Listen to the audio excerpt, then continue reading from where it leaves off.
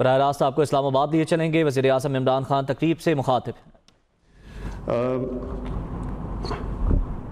سب سے پہلے جی میں اس کمپنی کے اندر جو بات کرنا چاہتا ہوں وہ یہ کہ علماء مشائخ کا بہت بڑا رول پاکستان میں بنانے کا تھا، جو قادری صاحب نے ابھی اپنی تقریر میں کہا، اور وہ ہونا بھی تھا کیونکہ دنیا کی تاریخ میں ایک ہی ملک اسلام کے نام پہ بن رہا تھا، اور جس ملک کا نعرہ پاکستان کا مطلب کیا، لا الہ الا اللہ، تو اس میں جو دینی حلقے تھے انہوں نے تو پوری طرح اس میں مدد کی۔ شاید ایک آدھ ایسے تھے جنہوں نے مخالفت کی، لیکن زیادہ تر سارے نے قائد اعظم کے ساتھ کھڑے ہوئے۔ اور میں یہ بھی کہنا چاہتا ہوں کہ آپ کا آج ایک بہت بڑا رول ہے اس پاکستان کو وہ پاکستان بنانا جس مقصد کے لیے ملک بنا تھا۔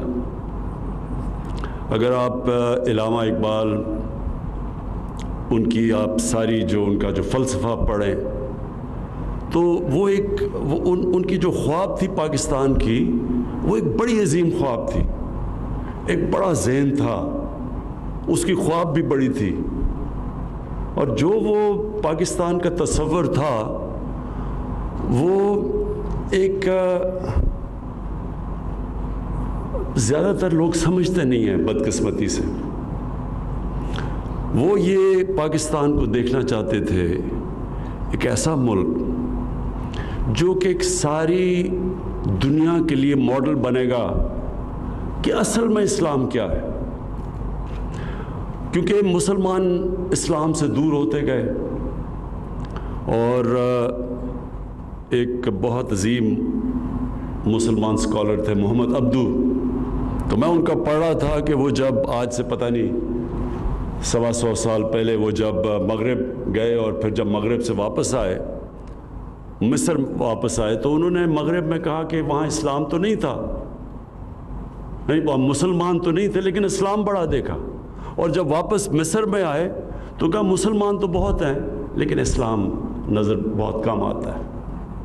مقصد کہنے کا یہ ہے کہ ہم نے اس ملک کو وہ ملک بنانا تھا جو دنیا نے دیکھ کے تو ہمیں متاثر ہونا تھا، جس طرح جب مسلمان تاجر گئے انڈونیشیا اور ملیشیا میں تو وہاں کوئی فوج نہیں مسلمانوں کی گئی تھی، ان کے کردار کو دیکھ کے لوگ مسلمان ہونا شروع ہو گئے۔ اور اگر آپ پڑھیں تاریخ کی کتابیں تو جب کروسیڈرز نے جب حملہ کیا مسلمان کی ریاستوں میں آج سے 1000 سال پہلے، تو وہ جو مسلمانوں کے متعلق لکھتے ہیں وہ بھی پڑھنے والی چیزیں ہیں کہ وہ ان کو ایسے متاثر ہوتے تھے، ان کے کیریکٹر سے، ان کی کلچر سے، ہر چیز سے وہ متاثر تھے۔ تو ہم نے اس ملک کو وہ ملک بنانا تھا جس سے دنیا دیکھ کے کہتی کہ یہ دیکھیں یہ پاکستانی، یہ مسلمان آ رہے ہیں۔ اور بدقسمتی سے یہ ہم اس آئیڈیل سے، اس خواب سے کافی دور نکل گئے۔ تو میں اس لیے کہتا ہوں کہ آپ کا بہت بڑا رول ہے اس ملک کو واپس اس راستے پہ لانے کے لیے۔ میں پہلے 2 چیزیں کہہ دوں کیونکہ میں یہ ضرور ہر جگہ بات کرتا ہوں، لوگ مغرب کو جانتے نہیں ہیں، میں شاید باقی سب لوگوں سے زیادہ بہتر سمجھتا ہوں مغرب کو، اس لیے میں نے ہر فورم کے اوپر بات کی اسلاموفوبیا کی۔ وہ میں آپ کو سمجھانا چاہتا ہوں کہ کیوں مغرب اس چیز کو سمجھ نہیں رہی۔ 2 وجوہات ہیں اس کی۔ ایک کہ دہشت گردی کو انہوں نے اسلام کے ساتھ جوڑ دیا، اسلامک ٹیررزم، اور افسوس سے میں دیکھتا رہا ہوں خاص طور پہ پچھلے 20 سال میں کہ ہمارے مسلمان ملکوں میں اس کا رسپانس نہیں آیا۔ اصولاً ہماری طرح کے لیڈرز کو بتانا چاہیے تھا کہ دہشت گردی کا نہ اسلام سے کوئی تعلق ہے، نہ کسی اور اللہ کے دین کا سے تعلق ہے، دین اور دہشت گردی کا کوئی تعلق نہیں ہے۔ جدھر بھی انسانی معاشرہ ہوتا ہے وہاں ہر انسانی معاشرے میں ایک طرف انتہا پسند ہوتے ہیں، ایک طرف وہ جو اپنے آپ کو لبرل کہتے ہیں، اور ایک طرف زیادہ تر ماڈریٹ لوگ ہوتے ہیں۔ یہ سارے انسانی معاشرے اسی طرح ہی ہوتے ہیں۔ تو کبھی بھی کسی یہ کہنا کہ کوئی اسلام ریڈیکل اسلام ہے، انتہا پسند اسلام ہے، اسلام کا اس سے کوئی تعلق نہیں، اور ہم یہ سمجھا نہیں سکے۔ ابھی بھی وہ کہتے ہیں ریڈیکل اسلام، اسلامک ٹیررزم، اسلامک ایکسٹریمزم، اس کا کوئی اسلام سے تعلق نہیں ہے۔ لیکن افسوس سے کہنا پڑتا ہے کہ مسلمان لیڈرشپ نے اس کی کبھی بھی وضاحت نہیں کی مغرب میں، اور کیونکہ میں سمجھتا تھا اور مغرب میں میں دیکھتا تھا تو یہ بگڑتا گیا۔ آخر میں یہ سٹیج آ گئی کہ وہ یعنی یہ جو خودکش حملے ہوتے ہیں اس کو بھی انہوں نے کہا کہ اسلام کی وجہ سے۔ تو یہ جو چیز ہم نے پھیلنے دی، ڈس انفارمیشن، اسلام کے خلاف کیمپین، اس کو پہلے تو مسلمان دنیا کی لیڈرشپ نے کاؤنٹر نہیں کیا۔ اور میں بار بار لوگوں کو سمجھاتا رہا کہ، اور باہر مغرب میں بھی ابھی بھی میں کہتا ہوں کہ خودکش حملے 9/11 سے پہلے جو سب سے زیادہ خودکش حملے کیے تھے وہ ٹیملز نے کیے تھے سری لنکا میں، وہ ہندو تھے، لیکن کبھی کسی نے ہندو ٹیررزم نہیں کہا۔ اور اس سے پہلے جب جاپانیوں نے، جب وہ سیکنڈ ورلڈ وار ہارنے والے تھے تو انہوں نے بھی جہازوں میں بیٹھ کے خودکش حملے کیے امریکی کشتیوں کے اوپر، لیکن کبھی انہوں نے ان کی دین کے اوپر نہیں کہا کہ جی خودکش حملے کچھ جاپان کی ان کا دین کہتا ہے۔ تو یہ پہلے تو یہ غلطی ہم نے کی اور یہ پھیلتا گیا۔ پھر ایک اس سے پہلے غلطی کی، سلمان رشدی نے جب کتاب لکھی سیٹینک ورسز، فتنہ اس نے کیا، اور اسے پتا تھا کہ مسلمان دنیا میں ایک ریاکشن آئے گا، غصہ ہوگا، لیکن مغرب کے اندر اس نے یہ کہا کہ دیکھیں جی، یہ دیکھیں مسلمان یہ بڑے تنگ نظر ہیں، یہ فریڈم آف ایکسپریشن کے خلاف ہیں، اور اس لیے دیکھیں یہ ریئیکٹ کر رہے ہیں، حالانکہ یہ آزادی رائے ہونی چاہیے کہ میں کتاب لکھ رہا ہوں۔ اسے پتا تھا کہ کیا ریئیکشن آنا ہے، کیونکہ وہ مسلمان گھر میں بڑا ہوا تھا، لیکن مغرب میں لوگوں کو نہیں پتا تھا، کیونکہ ان کا رویہ دین کا بالکل مختلف ہے جو ہمارے مسلمانوں کا ہے۔ وہ بالکل اور طرح دین کو دیکھتے ہیں۔ میں جب پہلی دفعہ گیا برطانیہ تو وہ کارٹون بنائے ہوئے تھے انہوں نے اپنے، میں بات نہیں کروں گا نعوذ باللہ، لیکن اپنے دینی، جو ان کو دینی سمجھتے تھے، ان کا بالکل مختلف تھا۔ تو ان کو سمجھ نہ آئے اور ہم سمجھا نہ سکیں۔ جو ہونا چاہیے تھا کہ مسلمان دنیا کے سربراہ کو پھر سے یونائٹڈ نیشنز فورم ہے، OIC فورم ہے، وہاں ان کو کہنا چاہیے تھا کہ ہمارا کس طرح کا پیار اور عشق ہے ہمارے نبی صلی اللہ علیہ وسلم سے، ہمیں سمجھانا چاہیے تھا، کیونکہ ان کو تو سمجھ نہیں تھی، اور ہمیں ان کو بتانا چاہیے تھا کہ یہ آزادی رائے کے نام پہ ہمیں تکلیف نہ دیں ان کے اوپر اپنے نبی صلی اللہ علیہ وسلم کی بے حرمتی کرتے ہوئے، لیکن نہیں کیا کسی نے۔ اور ہوا کیا کہ یہ جو فتنہ تھا، جس کو پتا تھا کہ مسلمان ریئیکٹ کریں گے، وہ بار بار کبھی کارٹون لے آئیں، کبھی کچھ لے آئیں، اور تکلیف دیتے رہے مسلمانوں کو جو پھر ریئیکٹ کرتے تھے، تو موقع مل گیا اسلامو فوبیا کا۔ اور مسلمان جو رہتے ہیں، ہمیں تو اس کا اتنا اثر نہیں ہوتا، لیکن آپ کو حیران ہوں گے کہ جو مسلمان رہتے ہیں آج مغربی دنیا میں، بلکہ ہندوستان میں بھی، کتنی مشکلوں کا ان کو سامنا کرنا پڑتا ہے اسلامو فوبیا کی وجہ سے۔ ہماری عورتیں جب وہ اپنا سر کور کرتی ہیں اور وہ جاتی ہیں پبلک میں، تو ان کے اوپر آوازیں لگاتے ہیں، ان کو برا بھلا کہتے ہیں۔ ہمارے جو دینی لوگ جن داڑیاں رکھ کے جب پبلک میں جاتے ہیں، جو وہ سمجھتے ہیں مسلمان ہیں، ان کو برا بھلا کہتے ہیں، وہ صرف اس وجہ سے۔ نیوزی لینڈ کے اندر ایک بندوق والا دہشت گرد جا کے 50 مسلمانوں کو قتل کر دیتا ہے، کہ اسے کیا پتا کہ جب اسلام اور دہشت گردی کو اکٹھا کر دیا تو لوگوں کو کیا پتا کہ کون سا مسلمان دہشت گرد ہے یا کون سا مسلمان انتہا پسند ہے، وہ تو سب ایک ہو گیا ان کی نظر میں۔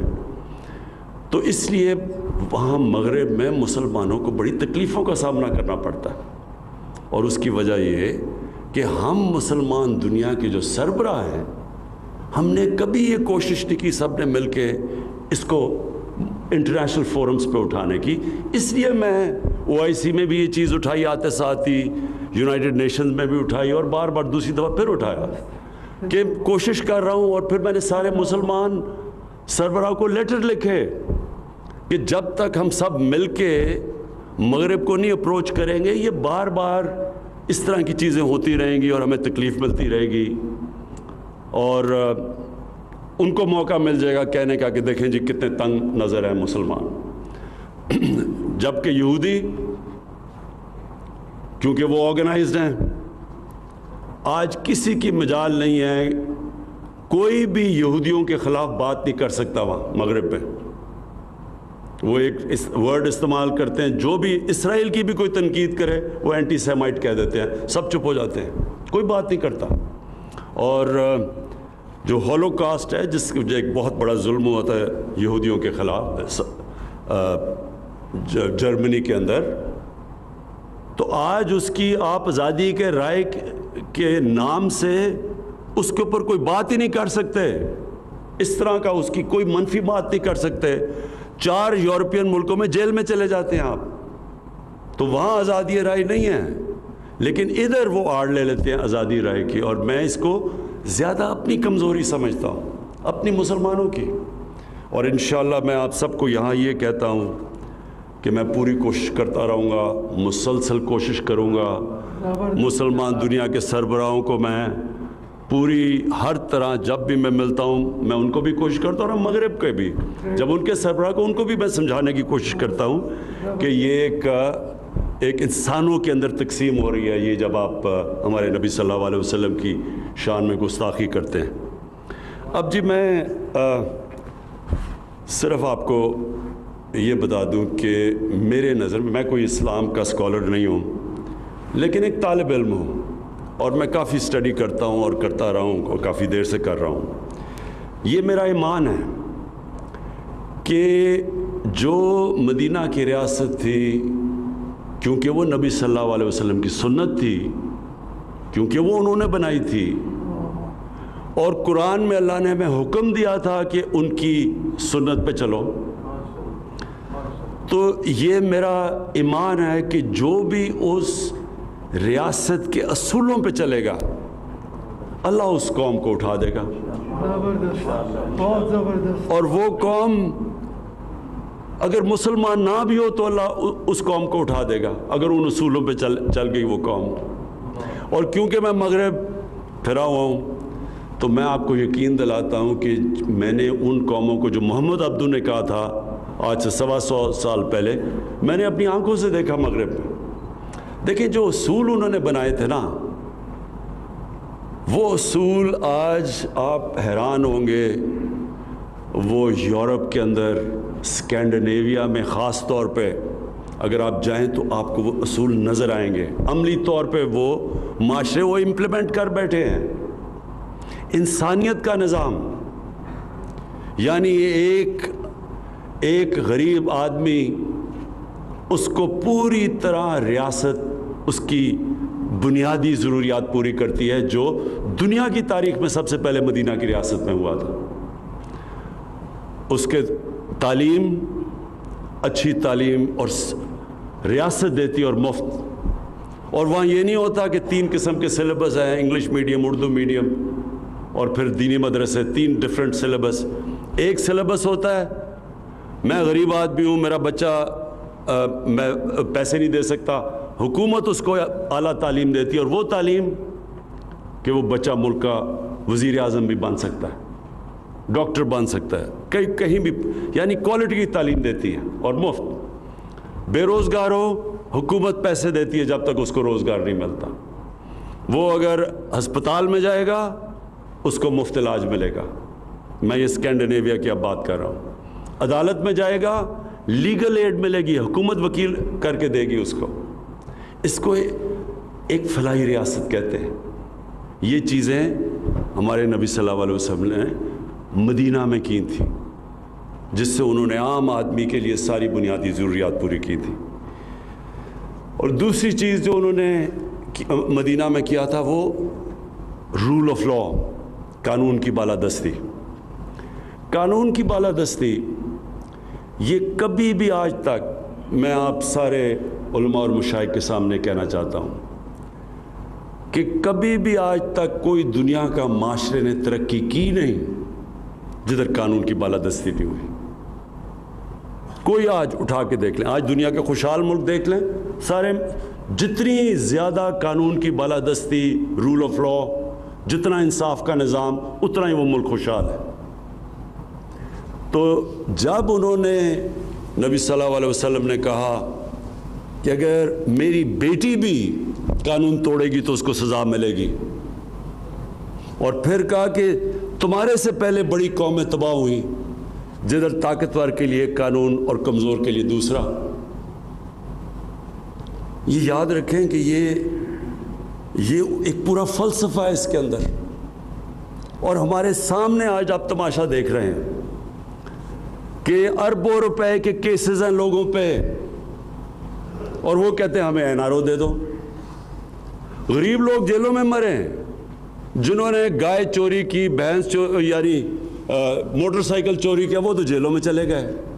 تو جن کے پاس ثابت ہو گیا کہ اربوں روپے انہوں نے اس ملک کے چوری کیے ہیں اور باہر لے گئے ہیں، وہ کہتے ہیں ہمیں NRO دے دو.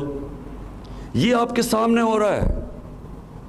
یہ اسی لیے ہمارے نبی صلی اللہ علیہ وسلم نے کہا تھا کہ بڑی قومیں تباہ ہوئی تمہارے سے پہلے، جو یہ بڑوں کو، طاقتور کو، ڈاکو کو NRO، اور بیچارے چھوٹے لوگوں کو پکڑ کے جیل میں. چھوٹے لوگوں کی چوری سے تو ملک نہیں تباہ ہوتا. آپ گائے بھینسیں، یہ موٹر سائیکل اور تھوڑی چوریاں، اس سے ملک نہیں تباہ ہوتا. ملک تباہ ہوتا ہے جب ملک کا وزیر اعظم اور اس کے وزیر چوری شروع کرتے ہیں. اور آج تیسری جو ہم کہتے ہیں یہ ڈیولپنگ ورلڈ، یہ جن کو تھرڈ ورلڈ کہتے ہیں، ڈیولپنگ ورلڈ، غریب ملک، آپ ایک ایک غریب ملک کو دیکھ لیں، ہر جگہ ان کے سربراہ، ان کے وزیر اعظم، ان کے وزیر وہاں سے ملک کا چوری پیسہ کر کے باہر لے جاتے ہیں. ایک ایک ملک میں آپ کو بتا سکتا ہوں. ہر سال، یہ ذرا آپ سب کے لیے، ہر سال 1000 ارب ڈالر غریب ملکوں سے چوری ہو کے امیر ملکوں میں جاتا ہے. 1000 ارب ڈالر. یعنی ہمارا جو، آپ یہ سوچیں کہ ہمارا جو سالانہ بجٹ ہے وہ زیادہ سے زیادہ 60 ارب ڈالر ہے. تو 1000 ارب ڈالر صرف غریب ملکوں سے چوری ہو کے امیر ملکوں پہ جا رہا ہے. تو اس لیے وہ کیوں چوری ہو کے جاتا ہے؟ وہاں بھی یہی ہو رہا ہے، طاقتور NRO اور غریب آدمی جیل میں. تو یہ نظام جو حضرت، اور اس کو کہتے ہیں ظلم کا نظام، اور اس کے لیے حضرت علی رضی اللہ تعالیٰ نے کہا تھا کہ کفر کا نظام چل جائے گا لیکن ظلم کا نظام اور ناانصافی کا نظام نہیں چل سکتا. تو میں جو آپ سے چاہتا ہوں، 4 چیزیں آپ سے چاہتا ہوں. ایک تو مدینہ کی ریاست کے اصول، یہ پلیز آپ ہر جدھر بھی آپ بات کرتے ہیں لوگوں کو بتائیں تو صحیح کہ وہ اصول کیا تھے. وہ جو انہوں نے نبی صلی اللہ علیہ وسلم نے جو اصول کے سیٹ اپ کیا تھا، جو بنیاد بنائی تھی اس کی، وہ کوئی وجہ تو تھی کہ وہاں ہمیں قرآن کہتا ہے ان کی زندگی سے سیکھو، اللہ کہتا ہے ان کی زندگی سے سیکھو. کہ وہی قوم جس کی کوئی حیثیت ہی نہیں تھی، وہ دنیا کی امامت کی انہوں نے. اور یہ نہیں کہ کوئی صدیاں لگی، یا 15-20 سالوں کے اندر ان کی ہجرت کے بعد 15-20 سالوں کے بعد 2 سپر پاورز گھٹنے ٹیک گئی. یہ تو تاریخ کا حصہ ہے نا، یہ تو کوئی کہانیاں نہیں ہیں، یہ تو ڈیٹس ہیں. یہ تو آپ پڑھ لیں ہسٹری آف دا ورلڈ، اس کے اندر آپ کو بتا دیں گے کہ وہ ایک ساری دنیا دنگا ہوا کیا تھا. کوئی ابھی تک نہیں سمجھ سکتا کہ اتنا بڑا انقلاب کیسے آ گیا. دیکھتے دیکھتے ساری دنیا میں پھیل گئے. وہ اس لیے اللہ ہمیں کہتا ہے کہ ان کی زندگی سے سیکھو، ان اصولوں سے سیکھو. قوم کو اوپر اٹھانا ہے تو وہ اصول وہ طے کر گئے تھے. تو میں آپ سے یہ ریکویسٹ, آپ علماء اور مشائخ آپ جانتے ہیں ساری چیزیں, تو آپ کو اس کے اوپر پورا لوگوں کو آگاہ کرنا چاہیے. اور ان مدینہ کے اصولوں کے اندر جو میں چاہتا ہوں کہ ایک چیز جو مجھے بڑا مسئلہ آ رہا ہے اپنے ملک میں, وہ ضرور آپ بات کریں. مولانا رومی, ان سے کسی نے پوچھا کہ قوم کیسے مرتی ہے؟ مولانا رومی نے کہا کہ قوم تب مرتی ہے, انہوں نے 2 درختوں کا بتایا, ایک بڑا خوشبودار اور ایک بڑا بدصورت درخت. جب ایک قوم ان کے اندر فرق کرنا ختم کر دیتی ہے, قوم مر جاتی ہے. جب قوم ایک اچھے اور برے کی تمیز ختم کرتی ہے, قوم مر جاتی ہے. دیکھیں, پیسہ چوری ہوتا ہے پھر آ جاتا ہے, قوموں کے لیے پیسہ آتا جاتا ہے, لیکن جب ایک قوم کی اخلاقیات تباہ ہوتی ہے تب قوم مرتی ہے. اس لیے یہاں جو ظلم ہوا ہے نا ہمارے ملک میں, کہ میں دیکھتا ہوں ایک ہمارے 8-9 ہمارے بڑے بڑے صحافی وہ جا کے عدالت میں چلے گئے کہ جی ایک آدمی جو سپریم کورٹ نے کنوکٹ کیا ہے, جس کو جو ملک سے جھوٹ بول کے باہر بھاگ گیا ہے, جس کے پتہ ہے کہ اربوں روپے باہر پڑے ہیں, یہاں کا چوری کیا ہوا پیسہ, اور وہ کہتے ہیں جی اس کو تقریر کرنے کی اجازت دی جائے. یعنی ہم کیا میسج دے رہے ہیں اپنے نوجوانوں کو, اپنے یوتھ کو کیا میسج دے رہے ہیں کہ چوری کرنا کوئی بری چیز نہیں ہے, کہ آپ ملک سے جھوٹ بول کے فرار ہو جائیں, کوئی فکر نہیں ہے. آپ کے پاس اربوں روپے کی باہر پراپرٹی, آپ جواب ہی نہیں دے سکتے, لیکن آپ کو تقریر کرنے کا موقع دیا جائے. میں کیونکہ مغرب کو پھر میں آپ سب کے سامنے رکھنا چاہیے, کیونکہ میں جانتا ہوں, آپ یقین کریں کہ اگر اس طرح کوئی آدمی وہاں یہ کرتا پبلک کے پیسے سے تقریر کیا, وہ کسی محفل میں نہیں بیٹھ سکتا تھا. دیکھیں, یہ جو کرپشن ہے نا, یہ ملک کی سب سے بڑی کینسر ہے, لیکن اس سے کبھی قانون سے نہیں لڑا جاتا. ہاں, ہم قانون سے لڑ رہے ہیں, آپ دیکھ رہے ہیں, ہم قانونی کارروائی ہو رہی ہے, لیکن قانون سے پورا معاشرہ لڑتا ہے, کیونکہ معاشرے کا پیسہ چوری ہوا ہوتا ہے. میرا تو نہیں پیسہ چوری ہوا, تو پورا معاشرہ اس کا مقابلہ کرتا ہے. اور تب معاشرہ جیتتا ہے جب ایک تھانے دار یا پٹواری بھی رشوت لیتے ہوئے ڈرے کہ لوگ کیا کہیں گے اگر پتہ چل گیا لوگوں کو. یہ سمجھنے کی بات ہے. جب معاشرے کے اندر ویلیو سسٹم یہ ہو جاتا ہے کہ وہ معاشرہ ایکسیپٹ ہی نہیں کرتا جو آدمی اس معاشرے کے پیسے چوری کرے, قانون توڑے, تب وہ معاشرہ جیتا ہے کرپشن کی جنگ. سنگاپور کے اندر, سنگاپور ہمارے ساتھ ہمارے تھوڑی دیر بعد آزاد ہوا, ادھر ایک پرائم منسٹر آ گیا, وہاں بھی کرپشن تھی. اس نے آ کے, وہ خیر چھوٹا ملک تھا, اس نے آ کے آہستہ آہستہ آہستہ اسی کو 5-10 سالوں کے اندر اس نے کرپشن پہ قابو پا لیا. لیکن پھر اس نے ایک اس طرح کی اخلاقیات سنگاپور کو دی کہ 15 سال کے بعد اس کے آنے سے اس کے ایک وزیر نے پیسے چوری کیے, کرپشن کی, وہ پکڑا گیا.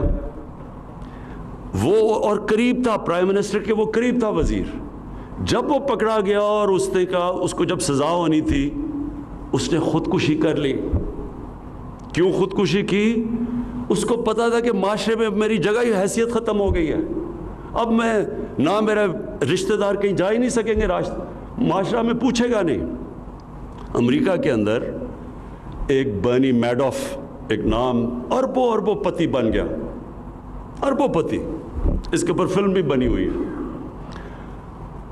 وہ اس کے سارے بڑے بڑے امریکہ کے بڑے بڑے نام اس کو جانتے تھے, وہ پارٹیز ڈنرز پہ جاتا تھا. اس کے 2 بیٹے تھے اور ایک اور بیوی کے علاوہ 2 بیٹے تھے. وہ پتہ چلا 15-20 سال کے بعد کہ اس نے ایک بہت بڑی کرپشن کی. اب یہ ذرا آپ سنیں کہ کیا فرق ہوتا ہے معاشرے میں, کیسے معاشرہ کرپشن کا مقابلہ کرتا ہے. جب پتہ چلا اس کی بیوی نے اس کو طلاق دی, اس کے ایک بیٹے نے خودکشی کر لی, دوسرا بیٹا غم میں چلا گیا کہ جگہ کوئی نہیں ہے, وہ سٹریس کے اندر ہی مر گیا. یعنی یہ میں صرف اس کو آپ کو یہ کہہ رہا ہوں کہ اس سے خوف ہوتا ہے لوگوں کو کہ پکڑے گئے تو کیا ہوگا. تو ہمارے معاشرے میں بدقسمتی سے کرپٹ لوگ شام کو ٹی وی پہ بیٹھ جاتے ہیں, وہ جا کے ان کو ایسے رکھتے ہیں جیسے کہ پتہ نہیں یہ معاشرے کا حصہ ہے. جب آپ یہ لوگوں کو پیغام ہی نہیں دیں گے کہ یہ بری چیز ہے تو قانون بنانے سے تو نہیں کرپشن ختم ہوتی. تو میں آپ سے یہ یہاں ہیلپ چاہتا ہوں, کیونکہ اس میں تو بڑا واضح ہے. قرآن میں اللہ کہتا ہے ایک بد کردار آدمی اور ایک نیک آدمی کو ایک ترازو میں تو نہیں, آپ وہ ایک تو نہیں ہے, آپ ان کو ایک طرح تو نہیں ٹریٹ کریں گے. جب آپ سزا اور جزا یا اچھے برے کی تمیز ہی نہیں کریں گے تو برائی میں تو پھر کوئی بری چیز نہیں ہے. شارٹ کٹ ہے, میں پیسہ بنا, میں کیوں محنت کروں جب میں پیسے بنا سکتا ہوں. اچھا جی, دوسری چیز, 4 چیزیں آپ سے چاہ رہا تھا. دوسری چیز یہ کہ میں چاہتا ہوں کہ آپ جب بھی بات کریں تو لوگوں کو صفائی کی طرف لگائیں. ہم مغرب میں جاتے ہیں, وہاں صاف ستھری جگہ ہوتی ہیں, وہاں جائیں آپ. یعنی ہم کیوں نہیں صاف ہو سکتے, ہم کیوں نہیں, اس پہ کوئی پیسے لگانے کی تو چیز نہیں ہے, یہ تو مائنڈ سیٹ ہے. تو میں چاہتا ہوں کہ جدھر بھی جو بھی موقع ملے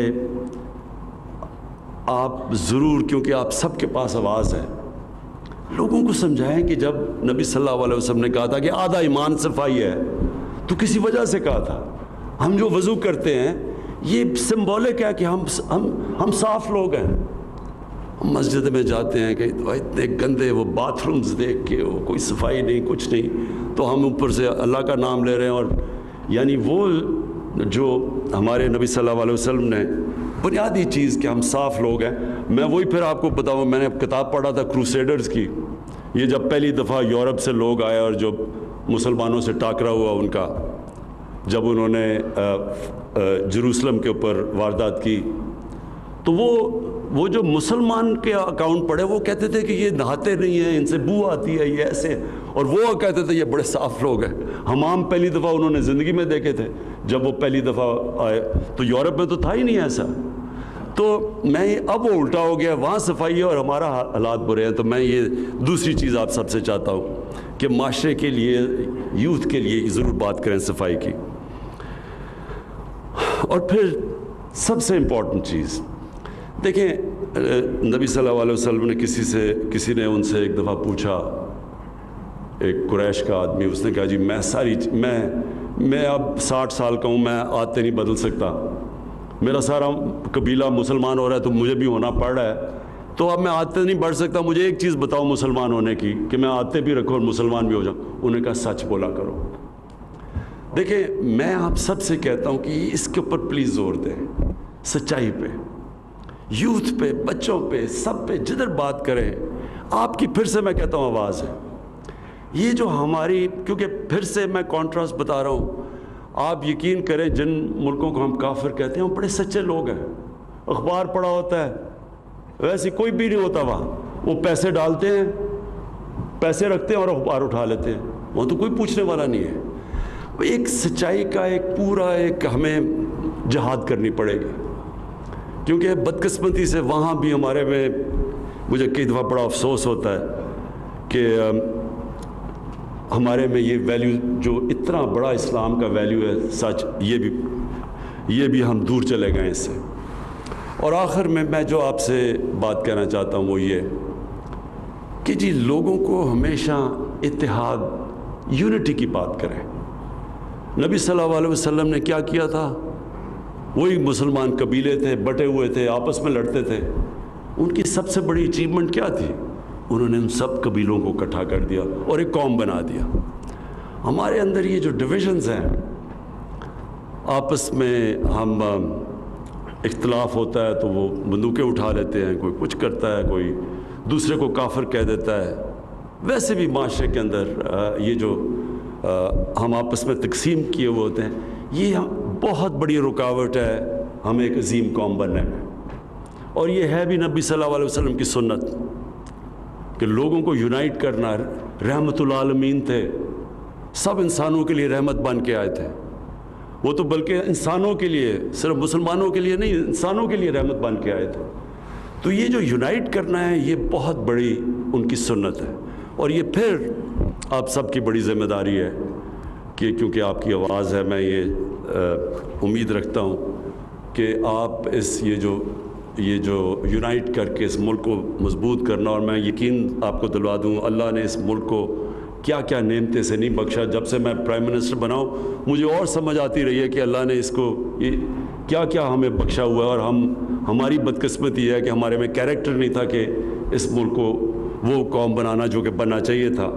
تو یہ ایک جب ہم مدینہ کی ریاست کی بات کرتے ہیں ایک جد و جہد کی ہم آغاز کرتے ہیں، یہ کوئی ایک سوئچ آن آف سے ریاست نہیں بنتی، یہ کیریکٹر بلڈنگ کی بات ہے۔ یہ ایک قوم جب ایک سچائی کی طرف جاتی ہے، اپنا کیریکٹر اٹھاتی ہے، اپنا ذہن چینج کرتی ہے، مائنڈ سیٹ بدلتی ہے، اپنے اندر ایک ایمان رکھتی ہے کہ ہم لا الہ الا اللہ، اللہ کے سوا کوئی خدا نہیں، کسی جھوٹے خدا کے سامنے نہیں جھکتے۔ اور سب سے بڑے یہ جو جھوٹے خدا ہیں یہ پیسہ ہے، کیا یہ جو لالچ ہے پیسے کی، یہ سب سے زیادہ بڑا بت ہے جس کی پوجا کرتے ہیں ہم۔ اور وہ جو پیسہ بنا لے پھر وہ جتنا مرضی بد کردار آدمی ہو اس کو معاشرہ سمجھتا ہے کہ وہ کوئی بہت بڑی چیز ہے۔ تو ایک میں انقلاب کی بات کر رہا ہوں، ذہنی انقلاب کی، اور وہ جب تک آپ سب اس میں شرکت نہیں کریں گے، اس جد و جہد کا حصہ نہیں بنیں گے، وہ اکیلا عمران خان کچھ نہیں کر سکتا۔ بہت بہت شکریہ۔